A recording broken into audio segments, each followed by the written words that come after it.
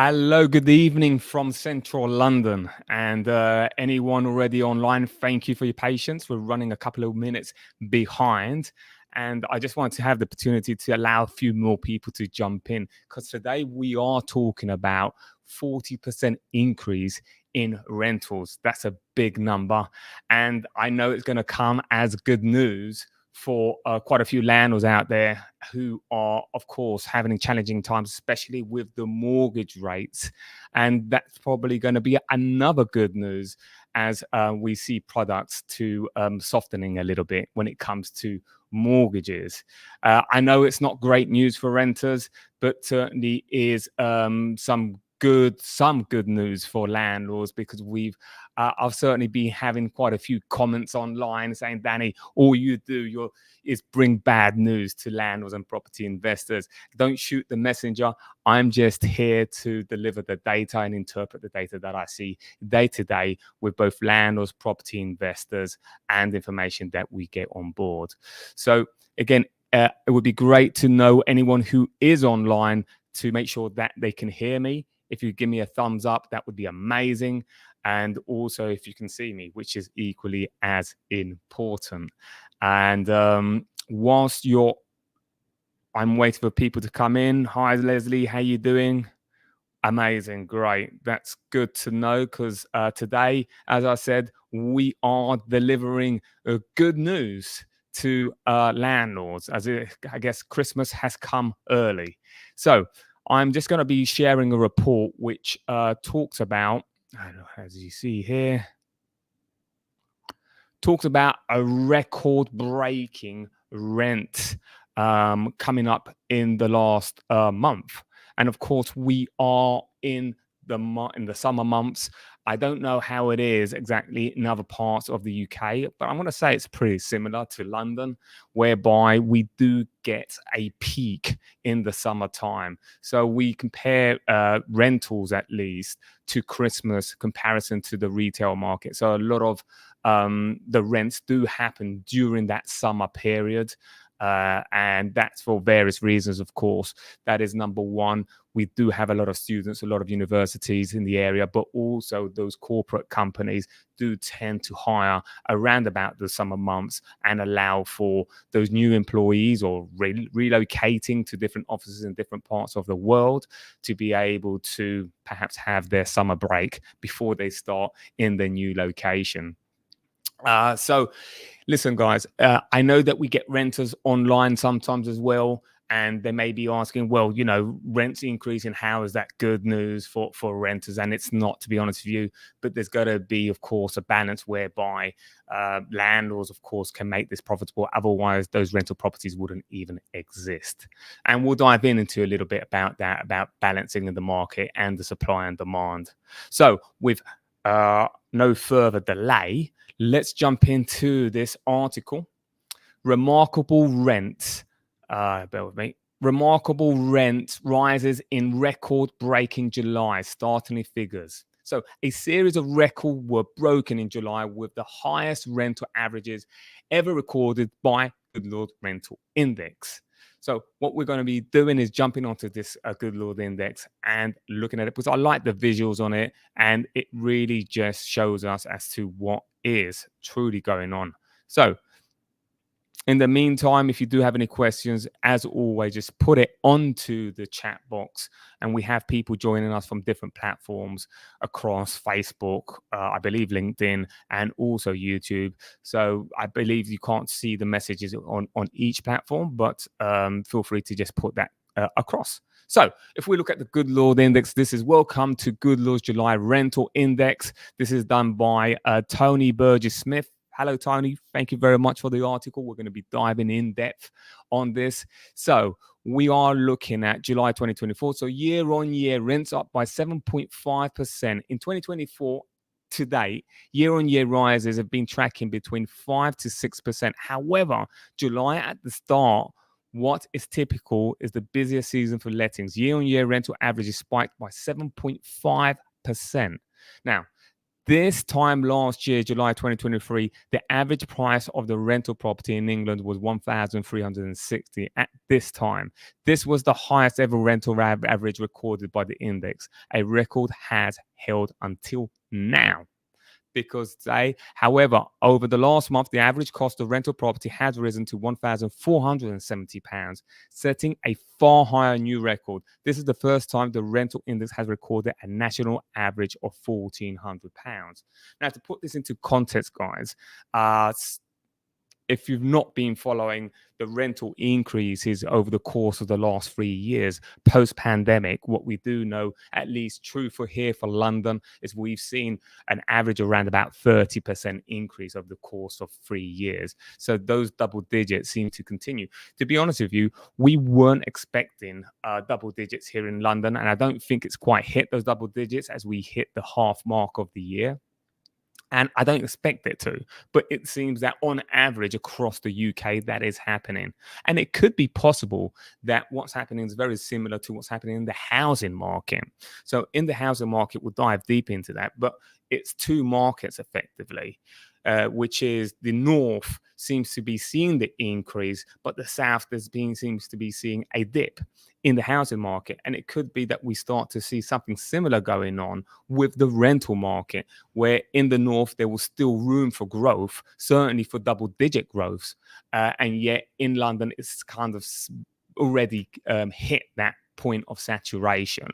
Of course, there is a limit as to how much rents can go up, and this is influenced by different factors, including, of course, supply, demand, but also including wages. So rents do tend to go up typically above inflation, and inflation, of course, also has an impact.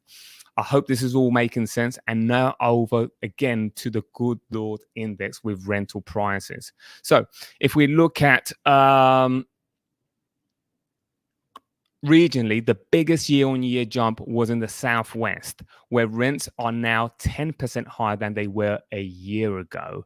The smallest shift has seen in the West Midlands, where rent are up by comparatively small 4% compared to July 2023. So there you see it. You see double digits in the southwest, whilst very much in the West Midlands, you're looking at single digits, just around about 4% in comparison to 2023. It will be interesting to see comparisons sort of pre-pandemic time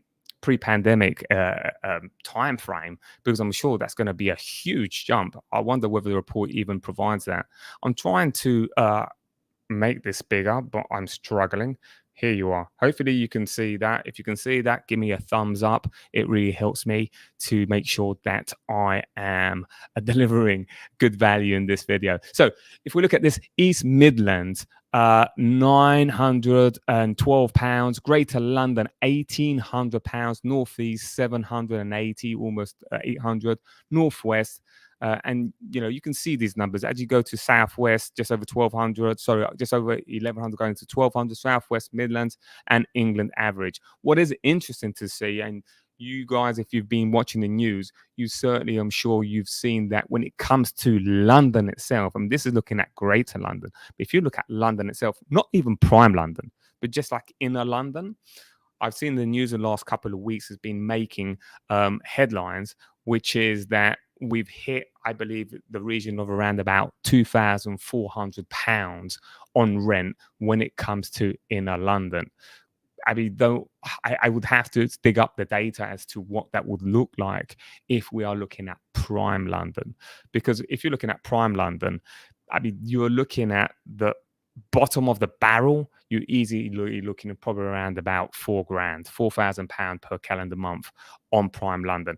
Don't even get me started on super prime London, where you have rents of on average, I mean, I've seen rents around about £30,000 per week. That's right, per week. What kind of people have that type of money?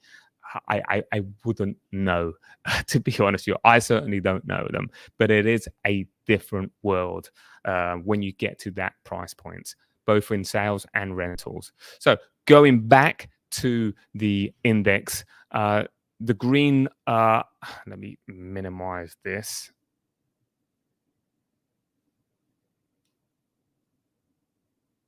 Okay, great. So I'm trying to figure out here. So the green is the northeast, and let's look at, well, actually, the dark green is Greater London. And then you have the lighter green, which will be West Midlands, if I'm not mistaken. Okay. So huge monthly rental spike in regions, month to month, June to July 2024. There was a huge 20% increase in rent across England, driven by soaring summer demand. Rents jumped up from £1,200 per property in June to 1,470 average of July. And again, that's just managed by that supply and demand, especially when it comes to these summer months. So here's the big one, just in case you guys have been watching and looked at the title of this video and thought this is clickbait. Well, here is the big number. 2 regions saw staggering increase in rents for new tenancies in July versus the previous month, with July rents jumping over 40% compared to June in both the Northwest and the Southwest. I'll repeat that again. So, with July rents jumping over 40% compared to June in both the Northwest and the Southwest. So, there you go, guys. I certainly don't clickbait. Everything that's provided in these videos is driven by data, and I'm here to interpret that data. So, elsewhere in the East Midlands, the Northeast saw demand drive month to month costs up by more than 20%. The smallest changes were seen in Greater London, 5% plus, and the West Midlands, 3%. So, let me have a look on whether there are any questions so far before I dive into other points of that. So here we are. We have a question by Martin Pierce. So, hi, Martin. Good to have you online. Would be good if you can add on today's video about how our short-term holiday lets impact in the traditional rental market. Well, it depends on what data you're looking at, and I'll share with you one that actually I have available today. I don't know how in depth it goes, but certainly it says that it doesn't have a huge impact in terms of taking away the supply from the long-term rental into the short term. That is an illusion, and that isn't correct. Which is interesting because the government, of course, and certainly I know rent organizations that speak on behalf of renters is certainly something that they confirm and say is one of the biggest issues. And we'll dive into a little bit on that. So, Martin, if you just have a little bit of patience with me, I'll share that with you. But again, based on data I have to share today, it doesn't have an impact. Okay, so Leslie, what changes should we landlords prepare for in rental market next year? I guess the best thing you can do is exactly what you're doing right now, Leslie, which is keeping yourself informed as the ever changing rental industry, certainly when it comes to regulations here in the UK, and just keep informed so you can know what tactics or strategies you can maneuver and navigate. That could be new announcements from Labour, and it could be you deciding, you know what, that's it, I'm going to exit the market. But it's got to be on real life based information, right? Because there is, of course, a lot of noise out there, including this video and the channel that we have, and it changes almost week to week, to be quite frank with you. So the best thing you could do is keep informed and then adjust accordingly. And again, that adjustment could be purely based on, you know what, as an investor, I don't have an appetite for this type of risk or this type of regulation, or whatever that may be. I hope that makes sense. So just keep informed. Okay. Now, my phone is ringing, which isn't great for this video today. So now we have Danny. Does this mean that the landlord should start buying more property? Well, Andrew, that completely depends on your strategy and where you're buying. I probably wouldn't be the best person to tell you that based on your personal circumstances, tax situation, your goals. Are you needing to have steady income during the next sort of 3 to 5 years? Is your priority yield? Is your priority more so long-term capital growth? It depends on a number of things for sure. What I would say is that your strategy shouldn't be driven or based on whatever any government would do, because ultimately a government can be in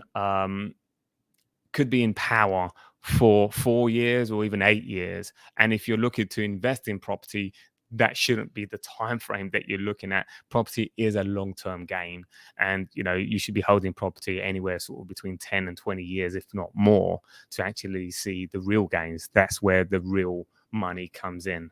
I hope that makes sense. So don't depend on government, who's in power, making on those decisions. Certainly keep an eye on what the government is doing to be able to maneuver through the ever evolving rental industry. So thank you, Danny. Would be great to know what areas would be good for landlords to invest seeking good rental growth. Great. We'll certainly share a little bit about that further on. But right now, there seems to be, again, and it depends on whether your strategy is yields. If it is yields, then London is not going to be the place for you, Leslie. It's going to be up north where you'll be seeing the yields. If your game is capital growth, then London, at least from a long-term perspective, is going to be the one. And by the way, there's a video that was released probably around about, actually it was last weekend, talking about that capital growth in London and East North. So have a look at that, jump on that video that's been on our channel and subscribe. So jumping back onto the rental increases, again, there is no clickbait in here. There is 40% increase when it comes to both these two regions. So moving into void drops. So of course, based on these rents and the demand that we're seeing during summer, which isn't in any way a surprise, especially in most regions of the UK and certainly not in London, then voids drop like a stone. As you expect with sudden upswing in costs, void periods, the average time a property sits vacant between lettings shortened from 17 days in June to just 11 days in June, a reduction of 35%. And that certainly is the story that we're seeing at the moment, especially when it comes to London. I mean, it's very unusual to see a property sitting vacant for more than 3 or 5 working days. It's really about now how smooth of an operation an agent or a landlord has between having that property, the current tenant moving out to the next tenant moving in. And usually that turnover can happen within a couple of days. Of course, depending on how that current tenant or the previous tenant has been in place, because you've got to take into consideration painting or changing furniture and so forth. But it's interesting to see void periods are obviously down given the demand that there is at the moment. And this is despite 40% increase in rent, as reported by Goodlord Index. However, voids are still tracking slightly longer year. Voids are still tracking slightly longer year on year. In July 2023, the average void period was even lower at 9%, at 9 days. That's interesting. I wonder what part of England that's probably having the biggest impact. Okay. Because if you ask me, within the landlords that I speak to on a day-to-day basis in the portfolios that we see, I think, 7 days would be probably even the max if a few things need to be done sort of between the tenancies. So looking here, this is average void period in days, and this is showing the regions. Okay, great. So it seems this was reading my mind. So when it comes to Greater London, the average is 13 days, which seems to be the lowest. So there you are. I can be right some of the times. And the highest is 23 days in East Midlands. I wonder why that is, whether that is just simply based on supply and demand, or whether there is bigger projects in terms of bigger things to do for those properties, given the tenants how long they've been there. It would be interesting to dive into that. As you guys know, I'm quite of a geek when it comes to data, and I'll try to find that out actually. So, tenancy increase in income. So, facing escalating rental costs, one factor that may soften the blow slightly for tenants is pay. The index recorded a rise in salaries for renters signing new tenancy contracts in July, with average pay up from 36,000 in June to 38,000. That's always a good thing for renters out there. I don't know if this holds true. If you are a renter and you're watching this, leave me a comment below.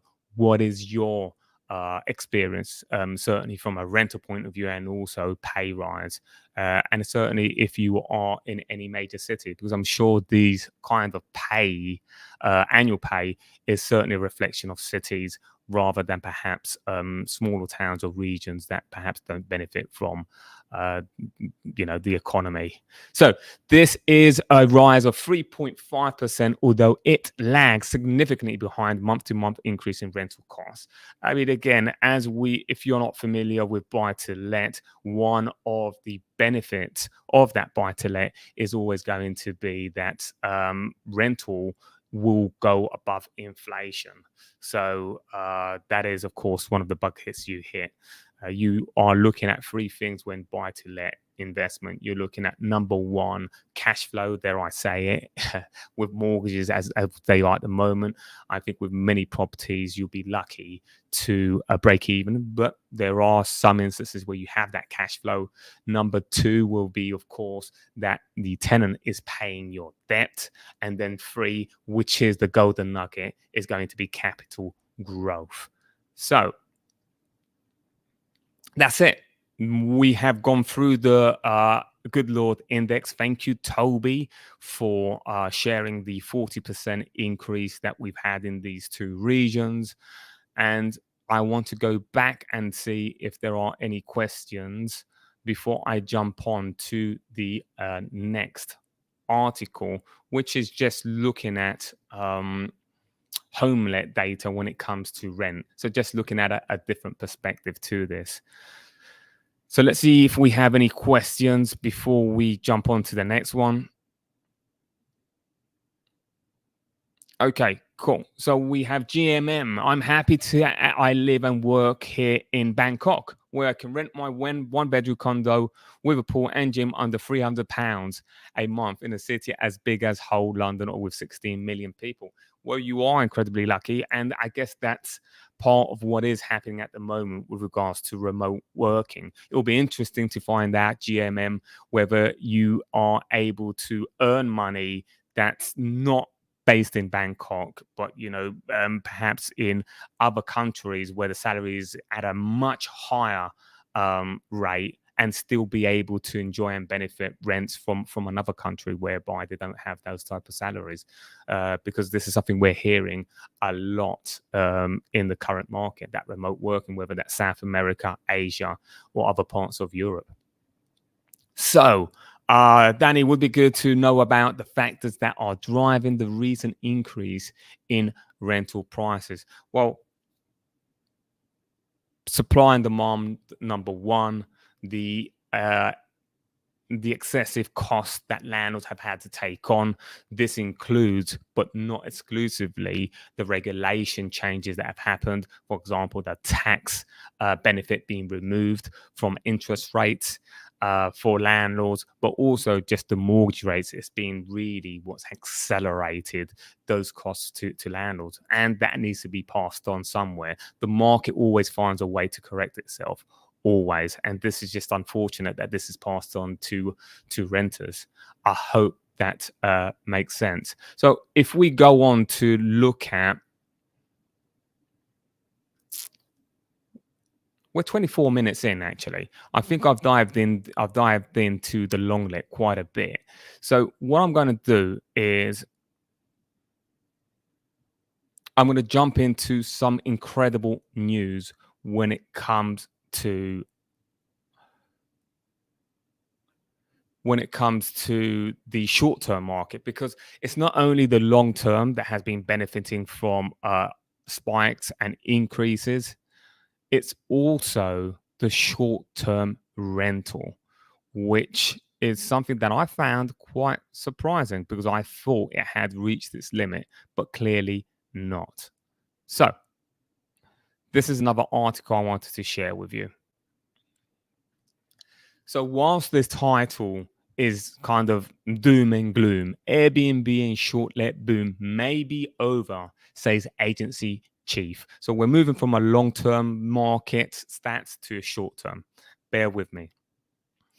A lettings agency director suggesting that short let boom may be over.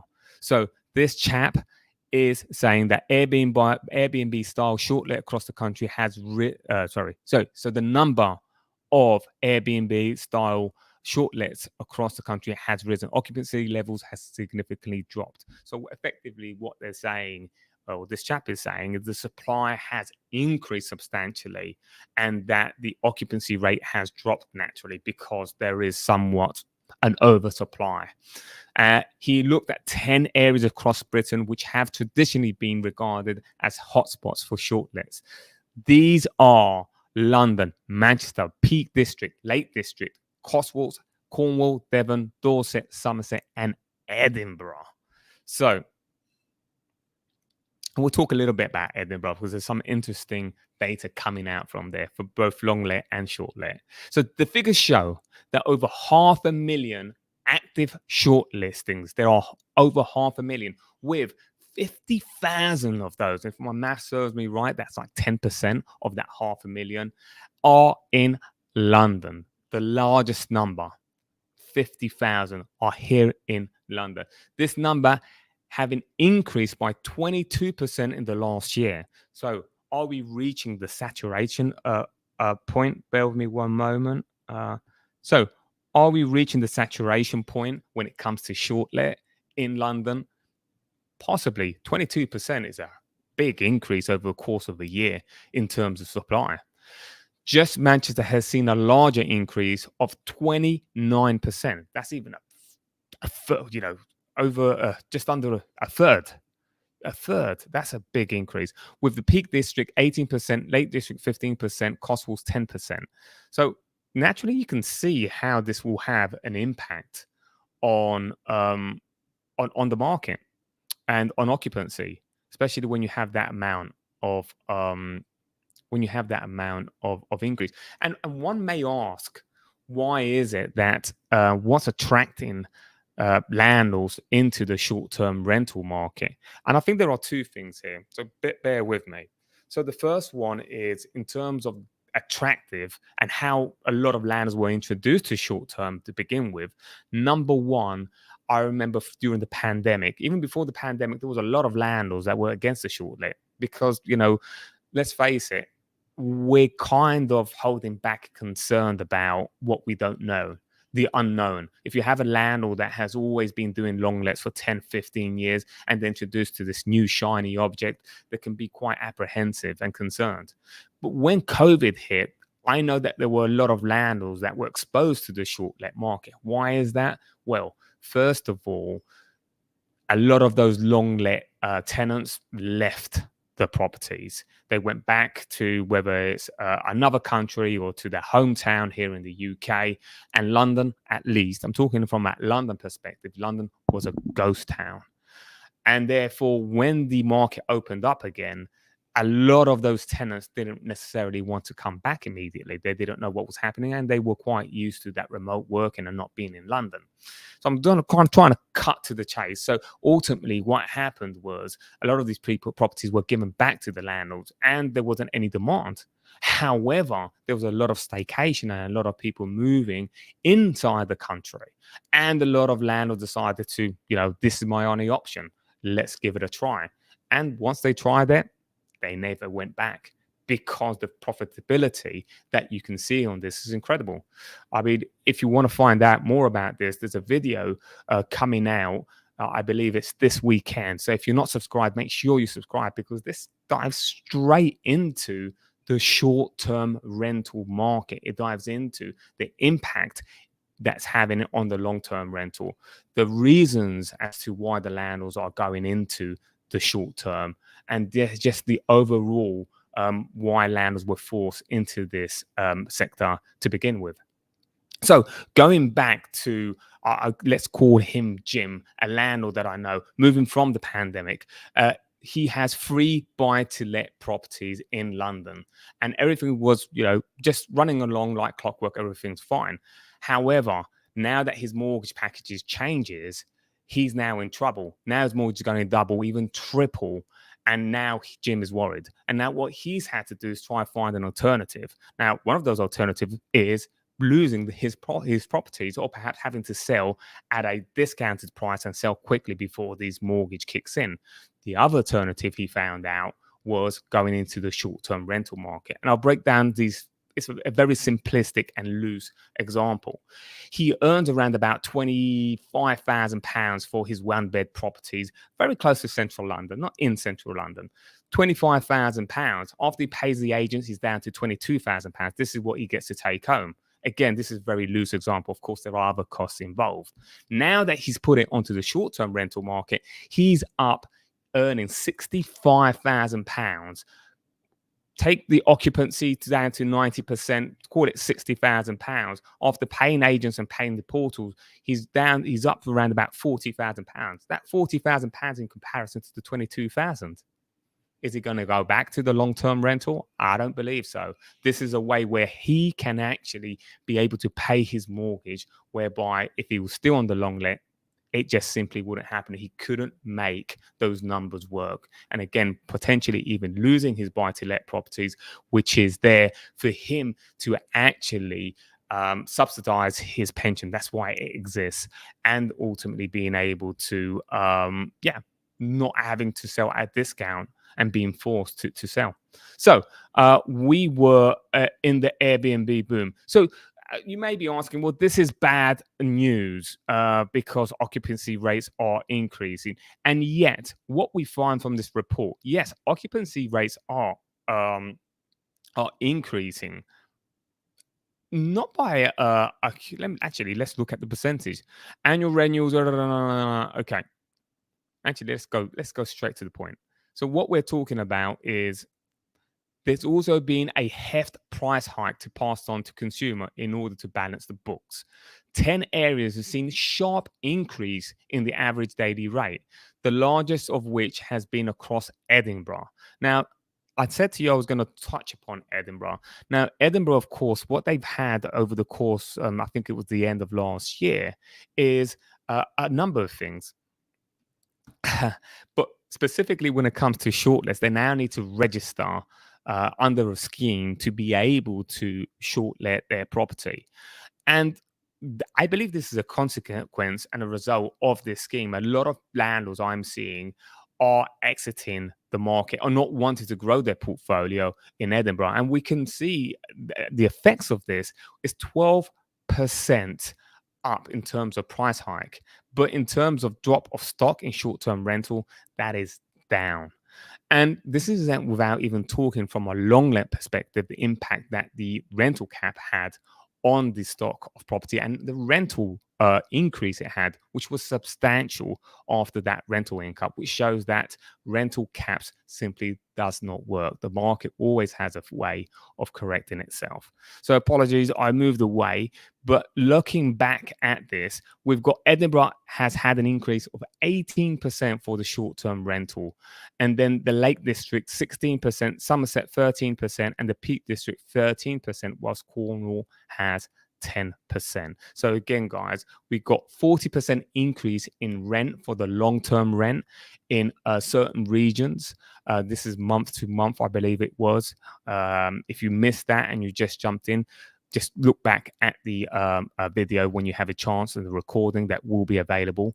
And then you have a hike also in the short-term rental market when it comes to rent rates, although occupancy rates have reduced. Great. So before I jump into the next one, so let's see. We have here.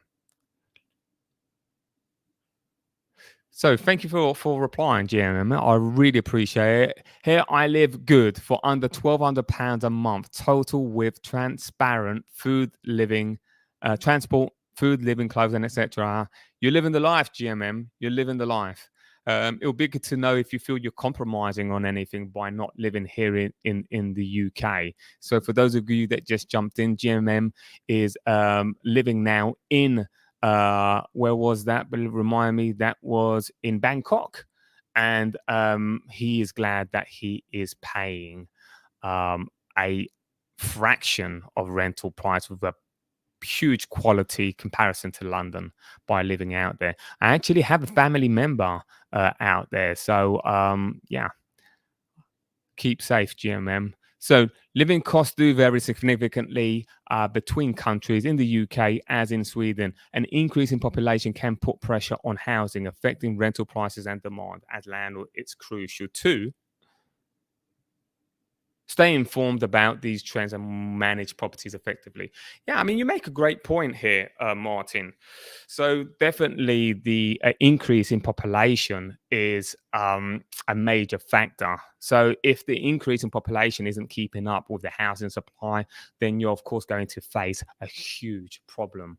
And I guess this goes down to also the conversation with regards to labor and what they plan to do with the housing crisis and the rental crisis, because it seems to be that there's been a lot of focus on landlords and kind of bashing landlords over the course of the last few years, as if landlords had a solution and it's landlords' fault as to why we're here. It's good to see that Labour is looking at other solutions rather than looking at symptoms of the problems. Which is, in my view, what they've been doing, the previous government at least. So Labour has come in with a plan, the great plan of building 1.5 million homes, right? 1.5 million homes within 5 years. Realistic? I don't know. But it's great that they're putting a lot of energy and focus towards this. And of course, we know that Labour, being Labour, they're going to be focusing on a lot of these are going to be social houses, which we need so much here in the UK. And I believe that will fix a lot of the problems. If they can deliver on the promise, it will fix a lot of the problem and balance out the market 100%. So here we are. My son is in Stockholm, did almost flee one area and moved to the better area with almost double rents. Okay, cool. So it seems like you guys are having a great little convo here, which is great. And that's what we like to see. We'd like to see sort of a community here and helping each other. So short-term rental. Now,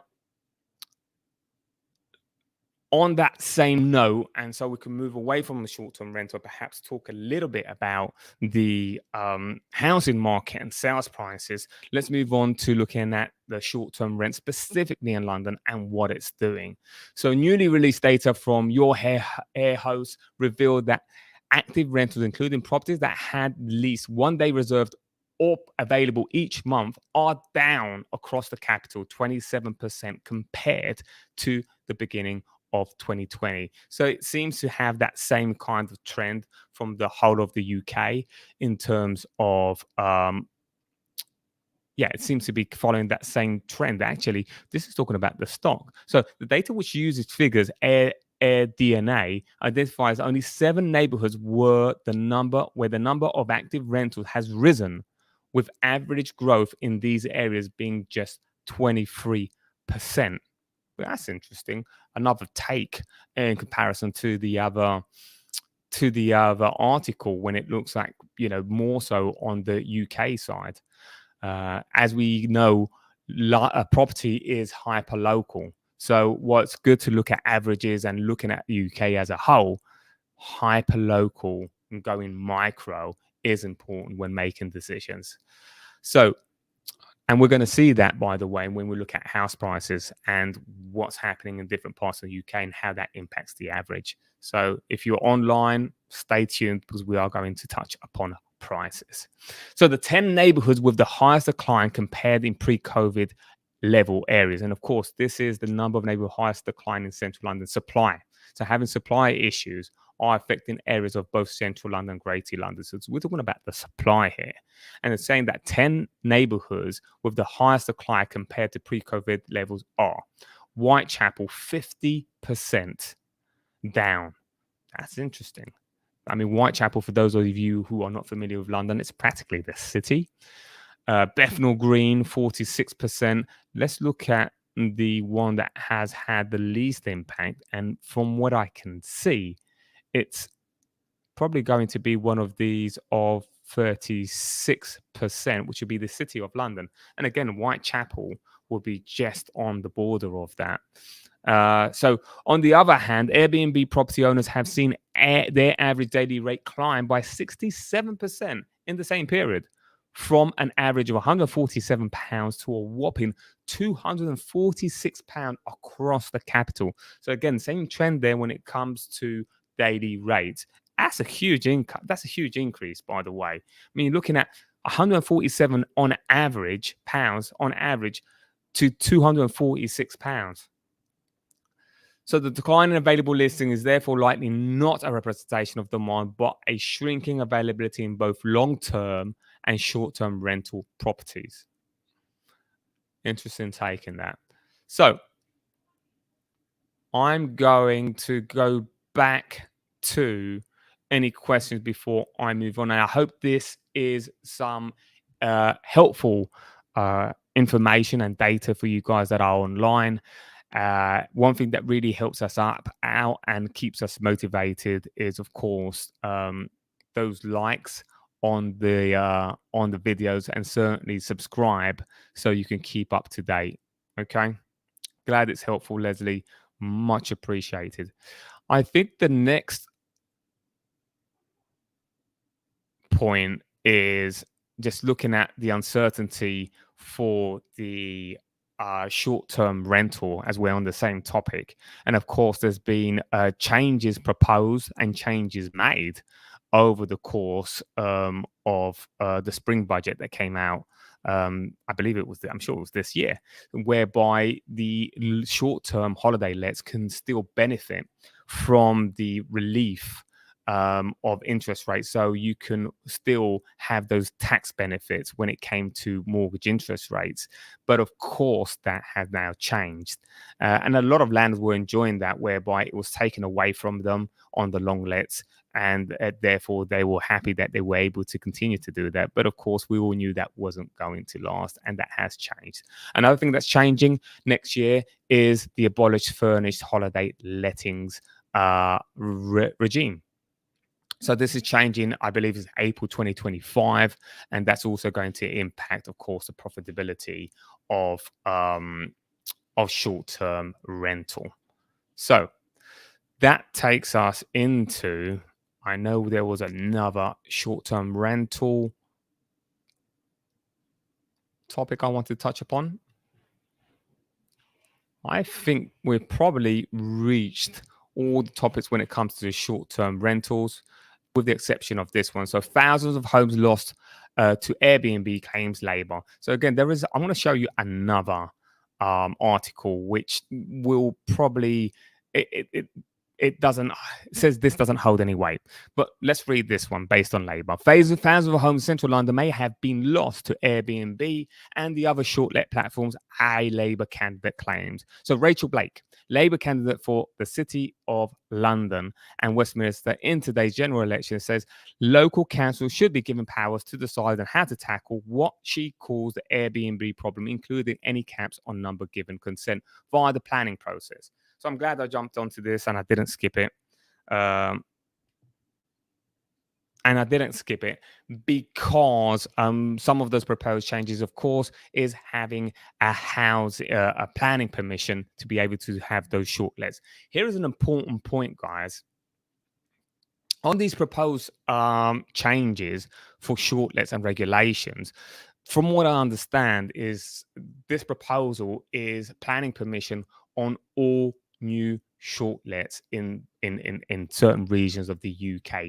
And the point to pick up here, and the devil's in the detail, on new short-term rentals. So it'll be interesting to see that this regulation is only going to apply for any new entries to the short-term rentals. Those who have already been doing short-term rentals, again, I'm no solicitor, I'm no lawyer. I'm just reading off the information that I see. So if you're planning on getting into the short-term rental game, then it may be sensible you do that as soon as possible before this regulation comes in, because it seems that you're going to have an advantage whereby if you're already doing short-term rentals, you won't need to apply for this planning permission. And again, this is just based on the data that I see. That could change. We'll see how that plans out. So that is something you may want to get onto as soon as possible. I know that there is also potentially plans to have a registration scheme for landlords as well as this planning permission. And this is a way whereby the council, let's say here in London, can control the number of shortlists that are in any given region. And of course, with this comes payment of money, as to, to register. They probably start with something low, probably like £300 to £500. I think the latter. And then at some point over the course of the next 5 years or so, it'll probably triple, as they've done with HMO license registrations as well, and with renewals, which is just crazy as to what it costs now. And, is it a money-making machine for councils? Absolutely, I would say so. So those are just a couple of examples in terms of regulations. And we are going to see more of this, which is devolution, which is giving more power. And the government has been very upfront of this. They're going to give more power to local authorities to make decisions, because they're the ones with the boots on the ground and be able to make those decisions. Is it a good thing? Is it a bad thing? If you're a landlord watching this, again, I always love to interact. If you can give me your comment, your view. Is what I'm sharing today complete BS, or is it, something that you're seeing on a day-to-day basis? I'm just here to interpret the data as always. So that will move us into another article, which is this one. Again, moving away from Labour saying that actually this is the huge problem in terms of shortlets, is a big problem. This is another article that says Airbnb problem may be smaller than critics claim. New data appears to show that the number of active shortlets is lower and not higher than pre-pandemic COVID bumps, which is, of course, the data that we've already seen. A study in Your Air Host and Airbnb management company in London shows that almost all neighborhoods within the capital, the number of active short-term rentals was lower in Q1 2023 than in Q1 2020, shortly before the COVID outbreak. So again, this is saying to Labour, actually, the short-term rental market isn't the problem and isn't the reason why we have a rental crisis. Go look elsewhere. Go build more homes. That's where really you should be looking at, rather than looking at the symptom of the problem, which, based on this article, it's not even a symptom. And again, this just shows us. So the study shows that number of active rentals, which include properties that had at least 1 day reserved available across the capital, by 27% compared with the beginning of 2020. And then again, this just shows us sort of the neighborhoods that we just looked at. And I believe this is just looking at greater London by the looks of it.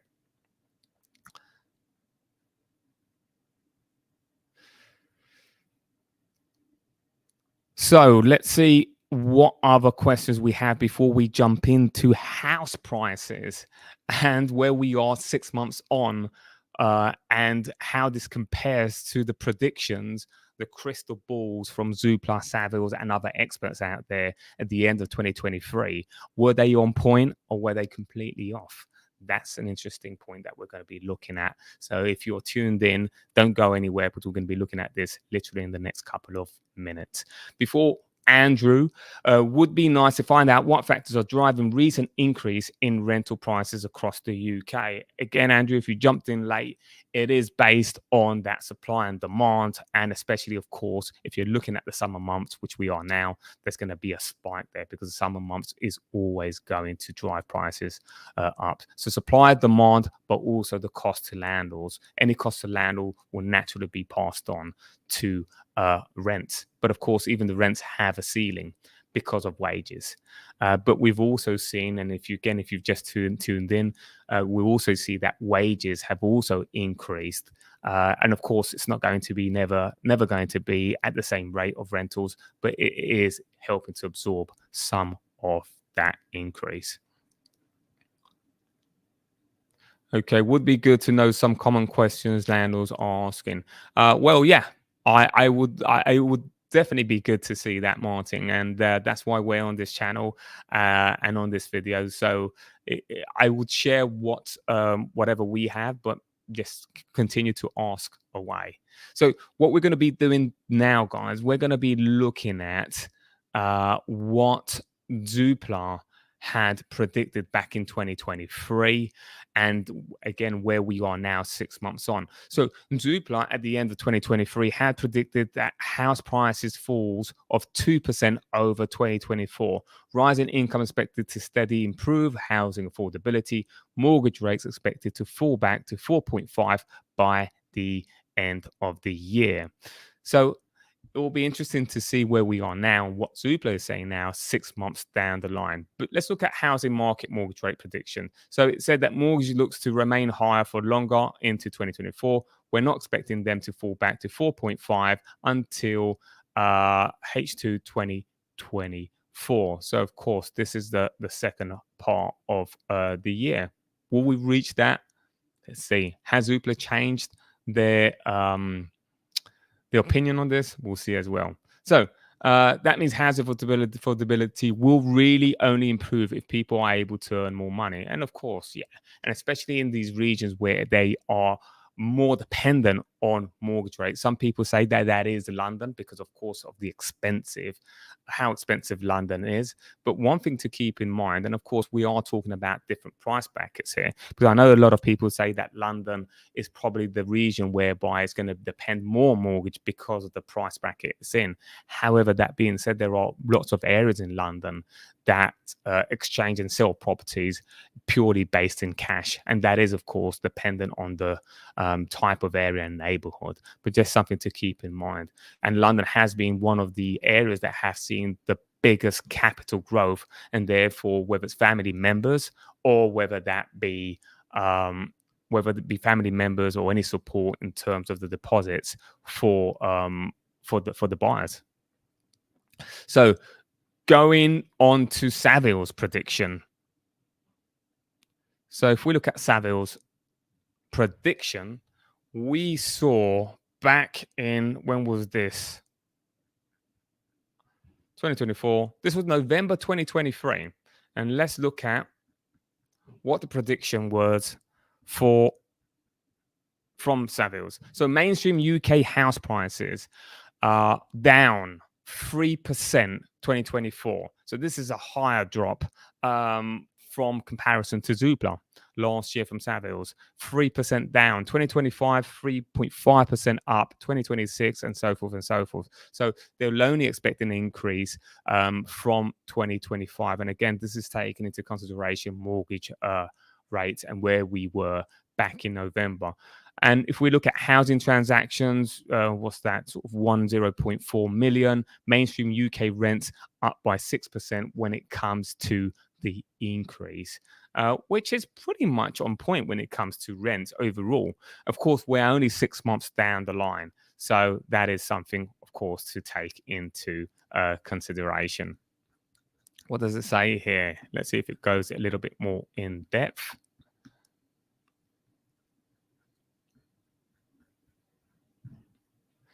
So we're forecasting price falls of 3% next year as the base rate is expected to stay at its current peak. Well into 2024. However, when the bank begins to cut rates in the second half 2024, there will be more capacity to growth. And of course, that can lead us into what's going to happen tomorrow with the Bank of England's meeting. A lot of people forecasting and expecting a cut rate, a cut in those rates. Is it going to happen? Let's see. For those of you who are online and want to perhaps find out a mortgage expert's opinion, we are having a webinar next week. The link will be on the description of this. So if you wanted to just jump in and even there's going to be Q&As and ask that mortgage expert if you're a buy-to-let landlord and kind of, not sure what to do. That would be a great opportunity for you to ask lots of questions. Alternatively, again, subscribe to this because we are going to have guests on for the month of August moving forward. So make sure you tune in and don't miss out in this ever-evolving rental and sales market. So listen, guys, I want to jump into looking at the housing industry now in comparison to what the predictions were, both from Zoopla and also Savills. So we are now have probably around about 15 minutes together. So I want to make the most of this. So moving into the housing price index of July 2024 from Zoopla. So the housing market continues to adjust to plus 4% mortgage rates with increased market activity. House prices have been broadly flat over the last 12 months, but over the first half of 2024, they have been higher across the whole of the UK. House prices are on track to be up 2% higher by the end of 2024. So there you have it, guys. Interesting kind of U-turn from Zoopla from the end of last year, expecting a 2% drop in house prices to now saying towards the end of the year, we're going to be seeing a 2% increase. Now, what's driven this? Could it be the fact that mortgage rates have just held instead of increasing over the course of the last few months? What that may be, I don't know. Maybe people having the confidence in the last few months of the general election and knowing that Labour was going to come in and perhaps there's going to be a little bit more certainty. Whether there's any truth to that, I don't know. But again, there are sort of different factors playing a hand out on this. But what we do know is that the UK property has been incredibly resilient and definitely have proved a lot of experts wrong as to what was happening. And if we take into account, by the way, the fact that we have political turmoil in terms of recession, in terms of the Brexit, which is just, continues to be sort of negative news across all of the media, the inflation, mortgage rates, taking account all of this, and we're kind of flat or going on to sort of 2% increase by the end of the year based on Zoopla, I think we're doing incredibly well. I don't know what you guys online may think about that. So back on to these figures. So Zoopla House Price Index, housing market activity running above pre-pandemic levels. So what do we have here? 2017 to 2019, we can see 22% sales agreed number of sales agreed. Let's look at housing market is the most balanced in between. What's this? House prices rise. 2024. So if we look at here, the supply of homes for sale continues to grow. One important feature of the current housing market is that there are more homes for sale than at any point in the last 6 months. This is improving choice for home buyers and supporting more sales. So more choice is definitely good for home buyers, because one basic issue, and I guess one of the reasons that hasn't allowed, by the way, house prices to crash is the supply. Is that there is a major issue in the UK of a lack of housing, and I think that also has supported and ensured that house prices haven't crashed. Because otherwise it will be a different story, I promise you. The average estate agent has 33 homes for sale, which is 16% higher than a year ago. More supply means more sellers, most of whom are also buyers. Many would-be movers are upsizers who are looking further. And here's the thing, guys. If the capital gain tax didn't exist, I promise you there will be much more supply, because I know a lot of landlords that are willing to sell, but they just can't make the numbers work now based on the capital gain tax that will they be hit with, and they reluctantly hold on for dear life to those property units simply because if they hit with those tax, with that tax, they wouldn't be able to survive, quite frankly. So if we go on to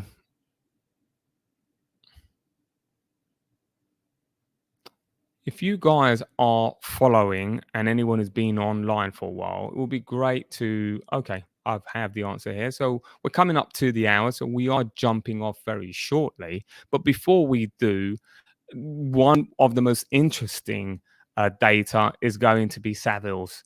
And again, looking at the prediction from Savills and then jumping on to what they are reporting today is going to be the key.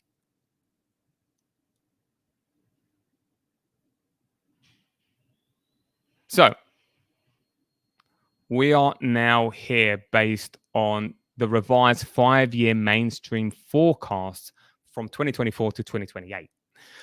So again, they had a higher prediction in drop in house prices of 3%, if you remember correctly. And that 3% is now revised average UK price growth of 2.5%. So pretty much almost the same kind of U-turn when it comes to Zoopla. Zoopla was seeing a drop of 2% and now is saying a rise of 2% end of the year.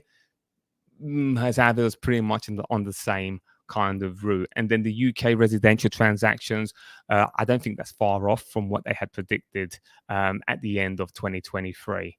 So there you are, guys. This is a very fluid market, a very resilient property market when it comes to house prices, but also the rental market. So I hope that these type of videos are helpful. I just want to check very briefly if there's anything that I've missed or promised you guys. But from what I can see, I don't think there is much other than this report from Homelet. Actually, I think that's pretty much it. Listen, guys, thank you so much for jumping in.